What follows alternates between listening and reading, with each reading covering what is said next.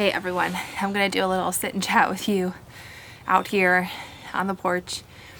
It is absolutely freezing here today. I'm not really sure what temp it is, but this is the place where I can talk to you right now because the boys are inside and we're gonna get ready for lunch really soon.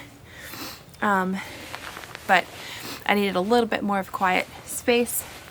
I really want to get one of the microphones that attaches to my shirt or whatever I'm wearing so that I'm not relying solely on my camera, like microphone audio. So I'm gonna get one of those pretty soon here, but in order for you not to hear craziness inside, I'll talk with you for a little bit. I am excited about today's video for you. It's a little snapshot into our afternoon as a family. I think that one of the most important things in your home, at least for us as a family, because I do stay at home with our boys, is to have a routine of having a rest time in the afternoon for your children. And I will explain more as I go through the different, parts of our afternoon of how we implemented rest time, quiet time, the struggles of even still implementing it. But me and my husband have been so strict but diligent and persevering through always having a rest time in the afternoon that it's a marker, so to speak, in our family culture, in our home, is to put the home at rest. I don't do chores. I don't buzz around the house while the baby's sleeping or the toddler's sleeping. I take rest for myself also. I get work done. I read, whatever I want to do. But all of the boys take rest.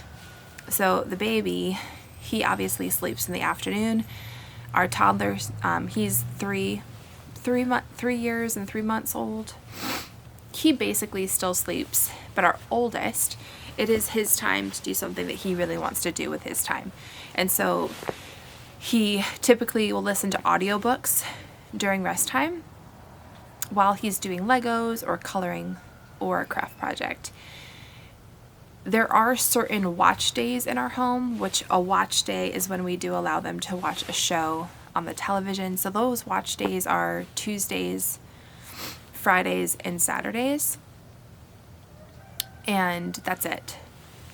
I could do it like a whole spiel on, I don't know, the television, because I definitely have gone in and out of seasons of them watching more when I was really pregnant or in the thick of postpartum.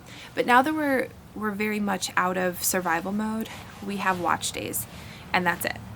And then the other days they do audiobooks. So I hope that you enjoy this. It's like just a little, kind of picture into our home life and our family life of what our afternoon always looks like from lunchtime until onward. Okay, so we just got home from Cosco. Fridays is our typical grocery day. So we just got home from Cosco, which we are new members as of last month. So Costco is a whole new thing for me, which I'm figuring out as we go, what to get, what not to get. But I'm gonna do a Costco haul with you guys and show you what we got.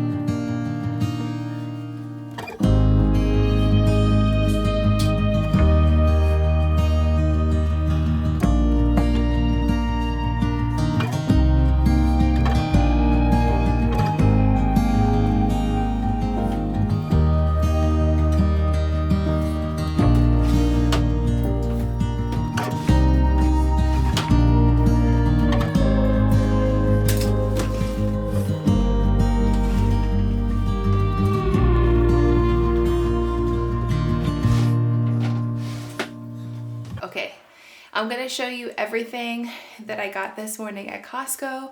So if you do go there, you can look for these things, or if you're still on the fence about Costco, you can see the things that I got in bulk that 100% save us money. The one thing that I recommend for Costco, which I'm very new, so all of you probably already have a Costco membership. So many people do. I feel like we were kind of the last ones to get one, but we had to be sold on it, knowing that we would save a lot of money, especially for me, all of my baking supplies, because I make all of our own baked goods on a weekly basis. I make our own breads, all different kinds of breads, English muffins, cookies, muffins. So I need to save money, and this was the answer to that, as well as all of the other benefits of the Costco membership. So if you have things that you love at Costco, let me know in the comments. I need to know all the things, all the tips. But this is what I got today. Okay, friends of mine have been raving about saving on Costco's chocolate chips. 10,000% you save so much money. I'm buying this huge bag of chocolate chips. Butter, need to save so much money on butter. So I got their huge, like, 4-pack. Coffee, save so much money on this huge canister. Chicken nuggets, of course. Then I got these. Some of this I remember the price tags on, and some of it I don't, but this was $10. And I got this because we do give meals away for our church community and for, you know, ladies who are in postpartum. It's just really helpful to have those on hand. Their avocado oil, potato chips, I got those. Their grapes are amazing, by the way. I got those last time. These I saw on a YouTube video. 100% grass-fed beef patties, and there's 15 of them in this bag, and it was $30, which comes down to $2 per patty. These I got last time. We really enjoy these. Lots of protein, 1 gram of sugar. Just an all-around great option. I love these. I've had these many times in the past. But they're so expensive in the regular grocery store, and Costco has these for, I think, $15 or less for this huge bag. I needed to get more cacao powder. I love this brand. Motor City Pizza, we've been actually purchasing this type of pizza from our regular grocery store for a while. And in the regular grocery store, they're $9 for 1 pizza. Costco, $12 for 2 pizzas. It's like 2 in 1. Pumpkin seeds, 8 grams of protein per, but I might do a whole nother video on just like my journey with kind of leveling out my hormones and different foods that I want to incorporate into my diet. I've heard so many good things from Jones Dairy Farm in Wisconsin, and finally found them at Costco. Their pork sausage. Okay, $9 for 3 of those. $9. You cannot beat that. All my flour that I'll need for the next month.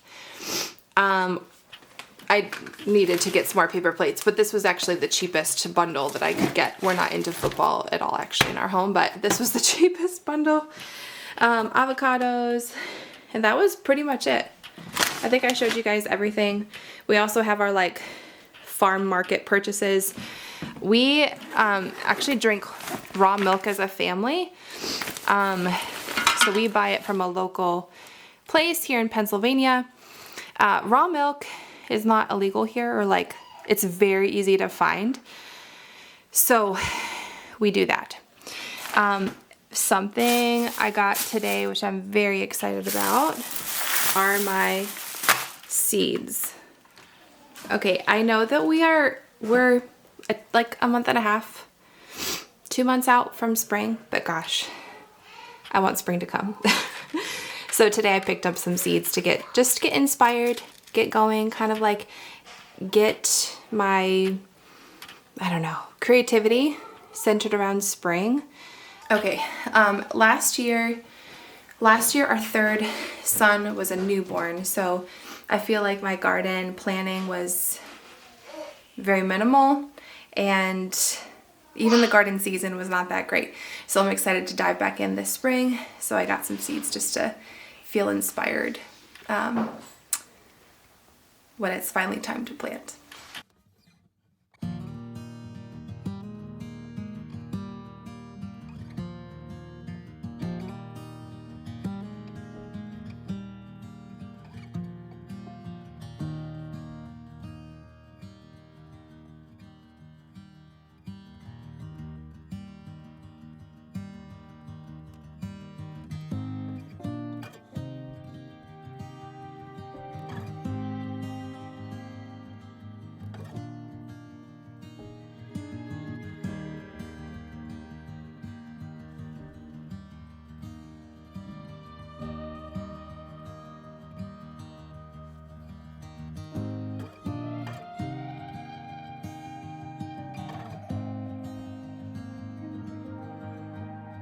So I'm gonna talk a little softly just because our baby is sleeping now, and I typically will run, we have a big box fan in our bedroom because I am so used to white noise, but I turned it off for the sake of like talking to you right now. So I'm gonna just be softer spoken right now. Okay, so we wrapped up, I showed you our Cosco haul, and we wrapped up lunch as a family. It was very chaotic today. Lunch was very chaotic, and all the things. My husband, he works from home 3 days a week, so I really appreciate on the days that he works from home, he can play with the boys and wrestle and do the boy stuff while I'm kind of putting my mind together for the afternoon for rest time. I clean up the kitchen, I close up the kitchen for the afternoon. We do it like a family cleanup of the living room basically for the afternoon. And I'm not super strict on that. Like, I don't mind if there's messes a little bit, but like I do like to tidy up, and I think that it's extremely beneficial for children to learn the rhythms of the home, the routines of the home, and to have them participate in cleaning up their own toys. Like, I'm not responsible for that. I didn't play with that. And my boys, they're 5.5, a little over 3, and then we have a almost 14-month-old now. So the 2 older boys, they definitely have gotten into the rhythm of cleaning up, but it was not, and I mean, it still is not sometimes, but it was not always easy when they were like 4 and 2. It was pretty difficult to implement that, but we just stuck with it, you know. Not to say that we definitely have not done everything perfectly, but we wanted to persevere and to endure through the challenge of helping them clean up, the challenge of helping them settle for rest time. And everything that I will explain to you in this video, we have gone through the hard seasons of there being a fight against nap time, against rest time. But we just kept going because I knew that this period of time in the day, right now, literally as I'm filming this is our rest time, is between 1:30, it starts at like 1:30 really. Our toddler still sleeps, our baby goes down for a nap, and then our oldest son, like I had briefly showed you, he will do Legos at the table while listening to audio, unless it's his watch day, or he will color or do a project that he wants to do. But we have just really tried to stick with, this time is rest time. This is rest for mommy. I desperately need this time, and you guys also need this. You need to play separately from each other. You need to do something that you want to do with your time. It also helps children learn how to steward their time. And to come up with an activity that they can do on their own is very important. And I will also say that even as our boys get older, I am 100% set on this time still being rest time, where all of them go their separate ways and they do something separate from each other. Especially because we do foresee ourselves long-term being a homeschool family. We are a homeschool family currently, but I'm only homeschooling our oldest son. And I mean, our second son does a little bit of learning, but he is 3. And so you know what I'm trying to say. So especially because we're going to be a homeschool family, it is crucial for them to have their own individual separate time. So like I had said, I'm literally filming this at the point of our rest time. So I'm actually going to jump into just showing you some things that I actually want to get done personally during this time. And then I will explain a little bit of 2 books that I started to read, so maybe that'll inspire you. I am trying to read more this year. That is a goal of mine. I have never really been in a season of life where I can pick up a book and keep going with it because of just the ups and downs. I feel like every time I pick up a book, I fall asleep because I'm just so tired. But I'm in a brand new season of my life, and so this year I decided I want to read more, and so I will show you currently what I'm reading, but I will let you kind of just watch as I organize my kind of desk dresser area, because that is something I genuinely want to get done during this time. And then I always lay down. And I cannot stress that enough to you moms. It is crucial for you to lay down during this time.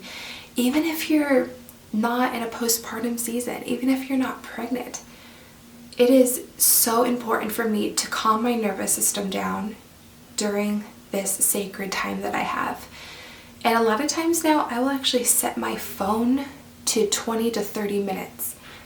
And so that way, if I do want to accomplish things in my room, this is where I stay during rest time, then the clock doesn't like get by or tick ahead of me, whatever the expression is, and then I don't have time to like enjoy something that I want to enjoy or get done. So, and then oftentimes this is the period of time where I will do work for Noble Motherhood this time, and then at night after the boys go to bed.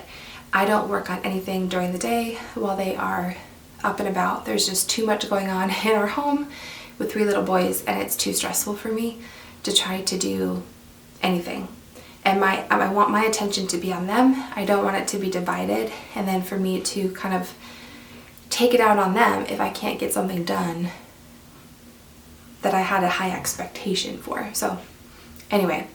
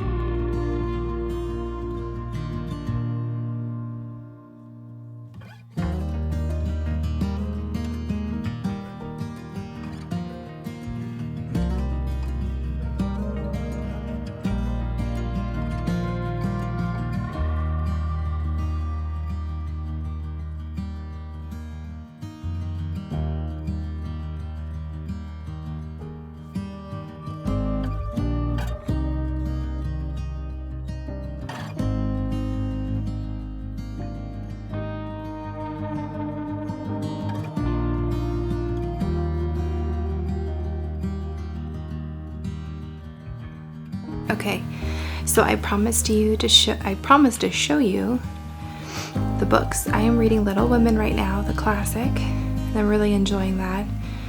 And then I got another book called The Life-Giving Home, Creating a Place of Belonging and Becoming, Sally and Sarah Clarkson. And I actually read the intro and I'm like attached to it. So I might actually simultaneously read both of these. Okay, so rest time is done, which was kind of a bit wonky today, but we're just gonna move on. I did get to lay down, etc., so that was nice, but I feel like my mind is having a little bit of a I don't know. I'm trying to like hard time adjusting to rest time being done. The boys are outside playing on the trampoline because they desperately need to get their energy out. Josiah is around here walking about. I have a habit in the winter time of lighting a candle in the afternoon as I prep dinner. I always start prepping dinner around 4 o'clock just so that I can get ahead of it and it's not something that I have to think about intensely around 5 o'clock. And then I will also go around the house and turn on our Christmas lights that are still up. Let's just call them our winter lights on the porch. Okay, so my oldest was knocking on the door, so I don't know whether you heard that or not. But what I was saying was that I start to prep dinner around 4, and I will go around the house. I will light a candle. I will start to pull curtains, closing up blinds around 5 o'clock when it gets dark.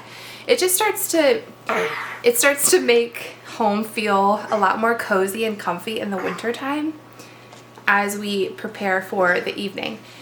So another thing that I have been doing is I work out after rest time around 4 o'clock, 4:30. My husband and I have actually been starting to work out together once he's done with work. So you will see that in a second, but that is a part of our afternoon routine now that we really enjoy. I actually look forward to working out in the afternoon now.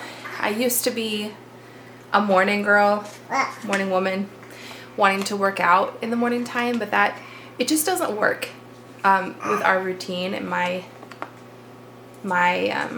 flow of the day.